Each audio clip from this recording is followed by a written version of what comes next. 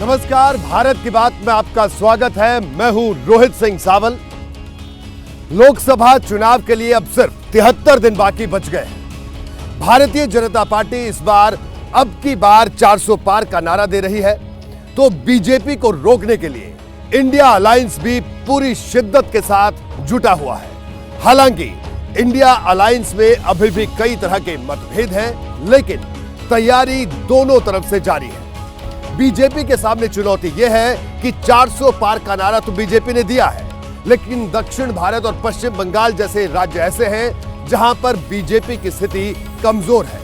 यही वजह है कि बीजेपी ने पश्चिम बंगाल में इस बार 35 सीट जीतने का लक्ष्य तय किया है। लेकिन ममता बनर्जी के गढ़ में भारतीय जनता पार्टी यह 35 सीट का लक्ष्य कैसे हासिल करेगी, देखिए यह खास रिपोर्ट। स्वागतम गृह मंत्री अमित शाह जी, स्वागतम स्वागतम स्वागतम।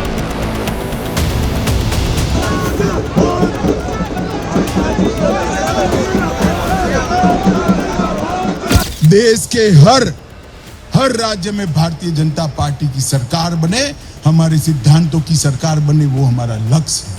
मगर बंगाल उसमें सबसे ज्यादा महत्वपूर्ण है। कटमनी, सिंडिकेट, घुसपैठ, परिवारवाद, भ्रष्टाचार, और जहां पर रविंद्र संगीत सुनाई पड़ता था वहां बम धमाकों की गूंज सुनाई पड़ती है। लोकसभा चुनाव का बिगुल बजा, बिसात बिछी और बीजेपी ने बंगाल में अपने सियासी विस्तार की संभावनाओं को सान पर चढ़ा दिया। श्री राम। नंबर 2 की पार्टी ने नंबर 1 बनने की तरफ कदम बढ़ा दिए। आज 20 लोकसभा सदस्य भारतीय जनता पार्टी के मोदी जी के सदन में बैठते हैं। 0 से 77 होता है तो 77 से 2/3 की सरकार बनती है, और 2 से 18 बनता है तो 18 से 35 बनता है। ये बात दीदी को मालूम है। बंगाल में 18 लोकसभा सीट वाली बीजेपी को 2024 में 35 सीट पर जीत दिलाने का टारगेट फिक्स कर चुके अमित शाह ममता बनर्जी को गढ़ में घुसकर ललकार रहे हैं। बारी बारी से वही मुद्दे उठा रहे हैं जो बीजेपी के लिए जीत की राह बनाते हैं और विरोधियों की टेंशन बढ़ाते हैं।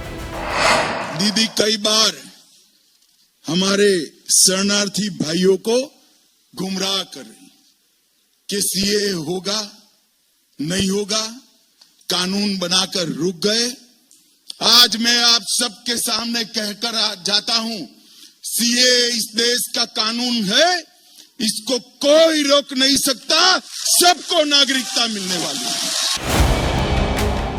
बीजेपी के बंगाल के लिए कोर इश्यूज की जो लिस्ट तैयार हुई है उसमें सीएए सबसे ऊपर वाली चंद लाइनों में शामिल है। बीजेपी को पता है कि अगर ये दांव चल गया तो अब की बार 400 पार का मिशन आसानी से पूरा हो सकता है। इसलिए अमित शाह जब भी बंगाल पहुंचते हैं सीएए का मुद्दा जरूर उठाते हैं। हाल ही में 5 राज्यों में वोटिंग खत्म होते ही 29 नवंबर को अमित शाह ने कोलकाता में रैली की थी और मंच से सीएए का मुद्दा उठाया था। 26 दिसंबर यानी कल भी अमित शाह कोलकाता में थे। उन्होंने इस बार भी मंच से ये मुद्दा बुलंद किया।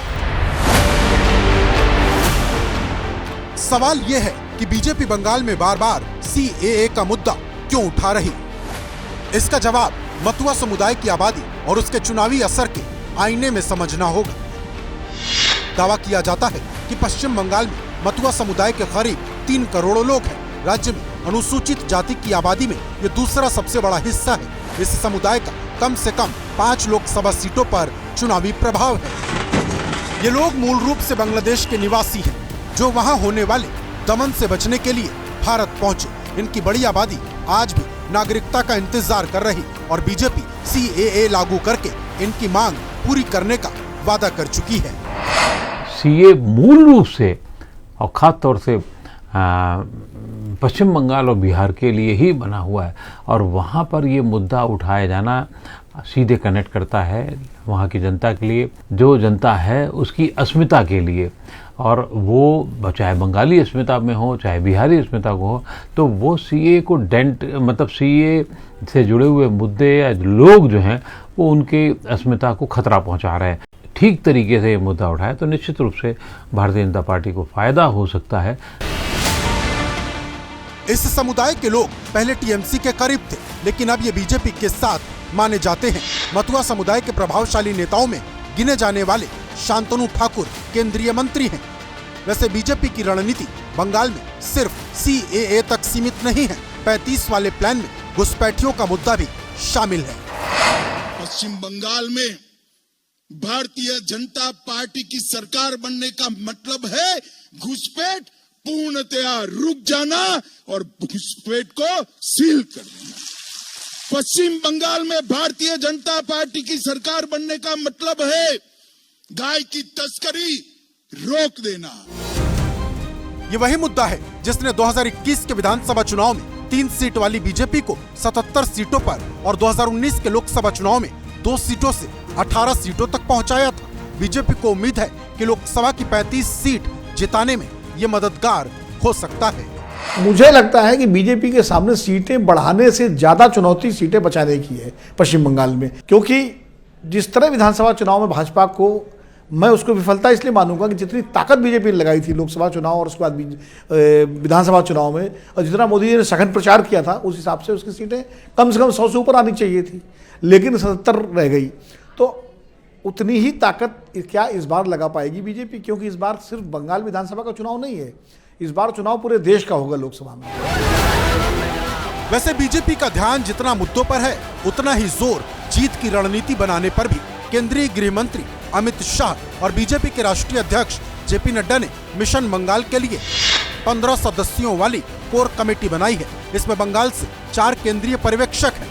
31 दिसंबर को राज्य के सभी सांसदों, विधायकों और पार्टी पदाधिकारियों की भी बैठक होगी। बंगाल की सियासी जमीन पर बीजेपी की ये कोशिशें कितना असर दिखाती हैं, ये कहना अभी जल्दबाजी होगी, लेकिन इतना तय है कि पार्टी की तैयारियों ने नेताओं के हौसले बुलंद कर दिए हैं।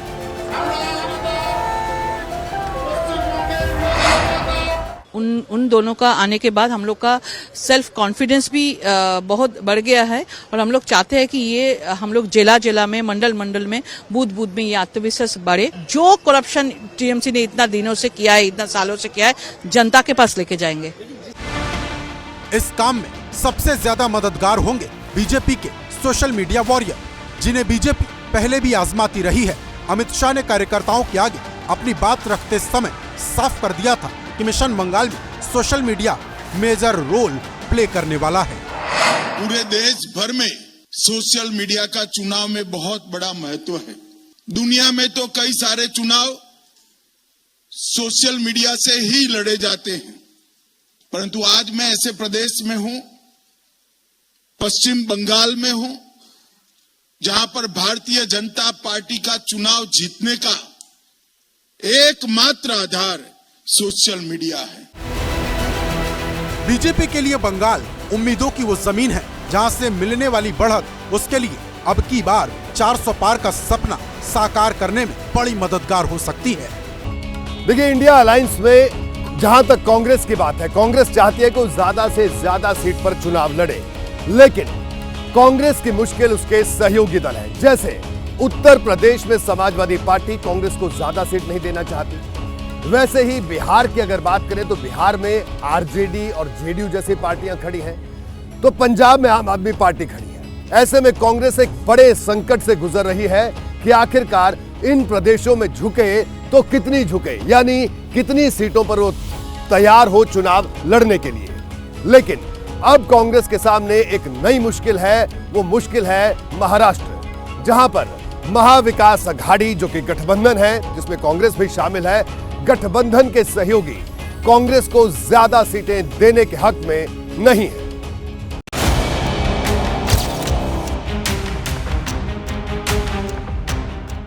देश की सबसे बड़ी पंचायत के चुनाव सिर पर हैं। बीजेपी उम्मीदवारों के नाम पर चर्चा कर रही है, चुनाव जीतने की रणनीति बना रही है, लेकिन बीजेपी को परास्त करने के लिए बना इंडिया अलायंस अभी तक सीट शेयरिंग का फॉर्मूला फाइनल नहीं कर पाया। जितने दल उतनी बातें। कोई संख्या बताकर सीटों पर दावा ठोक रहा तो कोई बड़े और खुले दिल का दांव चल रहा। खुले मन और बंद मुंह से ही हम सीट शेयरिंग की बात आगे चलेगी। खुले मन और बंद मुंह। 23 सीटें इसलिए लड़ेंगे कि हम हमेशा इतने सालों से महाराष्ट्र में हमारा 23 का आंकड़ा है और हम 23 सीटें जरूर लड़ेंगे। इंडिया अलायंस के दलों में सीट शेयरिंग का एक पेच महाराष्ट्र में भी फंसा है, जहां 48 लोकसभा सीटें हैं। यहां की 23 सीटों पर शिवसेना की दावेदारी आपने देख ली। अब कांग्रेस और एनसीपी के लिए बच गई 25 सीट। बताते हैं कि एनसीपी अध्यक्ष शरद पवार इस पर राजी भी हो गए थे, लेकिन इसमें किंतु परंतु का टांका लग गया। ये टांका लगाया बाबा साहेब की सियासी विरासत पर दावा करने वाले प्रकाश अंबेडकर ने, जो वंचित बहुजन अघाड़ी यानी वीबीए के अध्यक्ष हैं। वीबीए महाराष्ट्र में शिवसेना की पार्टनर है, लेकिन ये न तो महाविकास अघाड़ी का हिस्सा है और न ही इंडिया अलायंस से कोई नाता है। लेकिन इस बार यानी 2024 का चुनाव वो इंडिया अलायंस के साथ मिलकर लड़ना चाहती है। अब तक अलायंस ने वीबीए को कोई पॉजिटिव सिग्नल तो नहीं दिया, लेकिन प्रकाश अंबेडकर ने खुद ही सीट बंटवारे का फॉर्मूला फ्लोट कर दिया। समान और न्यायिक सीटों का बंटवारा होना चाहिए और चारों भी पार्टियों ने कुल 48 सीटों को 12-12 के हिस्से में बांटना चाहिए, जिससे आज किसी को भी अपनी पार्टी को बड़ा करने की होड़ लगाने की बजाय मोदी को रोकना, इसको प्राथमिकता हमको देनी पड़ेगी। प्रकाश अंबेडकर की सियासी हसरत पर बात करने से पहले आपको उनकी पार्टी का चुनावी सफर दिखा देते हैं। वीबीए ने 2019 में 47 सीटों पर लोकसभा चुनाव लड़ा था, लेकिन हर सीट पर हार मिली। 2019 के विधानसभा चुनाव में भी किसी सीट पर कामयाबी नहीं मिली। फिर भी एनसीपी अध्यक्ष शरद पवार वीबीए को इंडिया अलायंस में शामिल करने की हिमायत कर रहे हैं। तो इसकी वजह क्या है? वजह है महाराष्ट्र में अनुसूचित जाति के वोटर्स का दबदबा, जो 17 सीटों पर बड़ा खेल कर सकते हैं। महाराष्ट्र में अनुसूचित जाति के 11.81% वोटर हैं। इनके लिए लोकसभा की 5 सीट आरक्षित है। लोकसभा की 12 सीट पर अनुसूचित जाति के 15% वोटर हैं, जिसकी पसंद नापसंद चुनाव के नतीजों पर बड़ा असर डाल सकती है। प्रकाश अंबेडकर की पार्टी भले ही आज तक कोई सीट नहीं जीत पाई, लेकिन आंकड़े बताते हैं कि पिछले चुनाव में इसने कांग्रेस और एनसीपी को 7 सीटों पर जीत से दूर कर दिया था। प्रकाश अंबेडकर कोई बहुत बड़ी वहाँ चुनौती नहीं रहे हैं। कुछ एक पॉकेट में वो 2-3-4% वोट बैंक को लेकर के चलते हैं, लेकिन महाराष्ट्र के भी छोटे हिस्से में, तो वो कोई बहुत बड़ी चुनौती दिखते हों, मुझे वैसा नहीं लगता कि रहने ना रहने से बहुत बड़ा फर्क पड़े, ऐसा नहीं। वीबीए ने इस बार भी कह दिया है कि अगर उसे इंडिया अलायंस में स्पेस नहीं मिला तो वो शिवसेना से गठजोड़ करेगी और गठबंधन धर्म में बंधी शिवसेना उसे शांति बनाए रखने की सलाह दे रही है।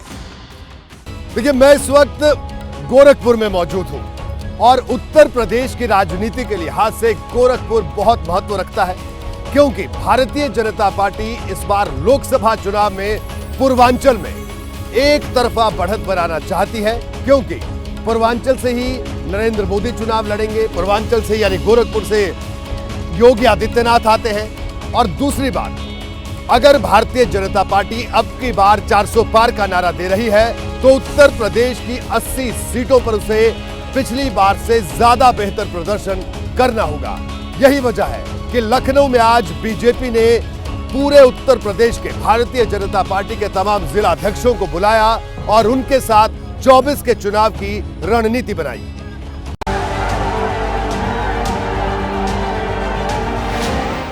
जिस राज्य में लोकसभा की सबसे ज्यादा सीटें हैं, जो राज्य दिल्ली के रास्ते का सबसे अहम पड़ाव है, जो राज्य पिछले कुछ सालों में बीजेपी की सबसे मजबूत ताकत के रूप में उभरा है, उसे फतेह करने के लिए एक बार फिर हुंकार भर दी गई है। मिशन 2024 को लेकर लखनऊ में बीजेपी की बड़ी बैठक हुई।